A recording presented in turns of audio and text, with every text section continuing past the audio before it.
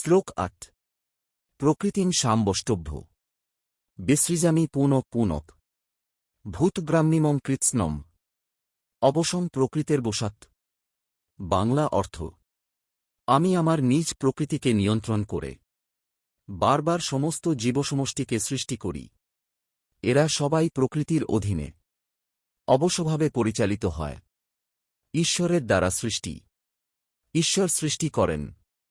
প্রকৃতি তাঁর শক্তি। জীবরা প্রকৃতির নিয়মে চলে। সংক্ষিপ্ত শিক্ষা: প্রকৃতি নিজে কাজ করে না। ঈশ্বরের নিয়ন্ত্রণেই সৃষ্টি ঘটে।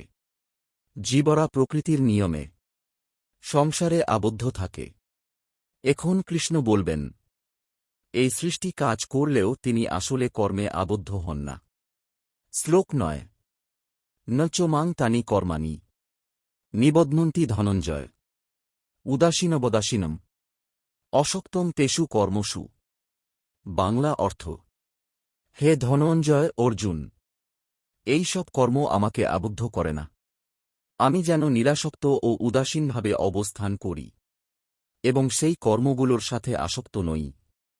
নিরাসক্ত ঈশ্বর। সৃষ্টি হয়, কর্ম ঘটে, কিন্তু ঈশ্বর আসক্ত নন। সংক্ষিপ্ত শিক্ষা: আসক্তি বন্ধন, নিরাসক্তি স্বাধীনতা। ঈশ্বর কাজ করেন, কিন্তু কর্মে আবদ্ধ হন না। এখন কৃষ্ণ বলবেন, প্রকৃতি তাঁর অধীনে থেকে কিভাবে জগৎ পরিচালনা করে। শ্লোক ১০ ময়াধ্যক্ষেন প্রকৃতিক সুজতে সচরাচরম হেতুনানেন কাউন্তে জগদ্দি পরিবর্ততে। বাংলা অর্থ: হে কাউন্তে অর্জুন, আমার অধীনে থেকেই প্রকৃতি এই চলমান ও স্থির জগৎকে সৃষ্টি করে। এই কারণেই জগৎ বারবার পরিবর্তিত হয়। ঈশ্বরের অধীনে প্রকৃতি।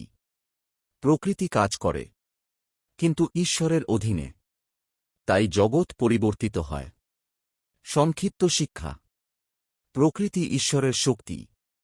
ঈশ্বরই প্রকৃতিকে পরিচালনা করেন। তাই সৃষ্টি, স্থিতি ও লয় ঘটে।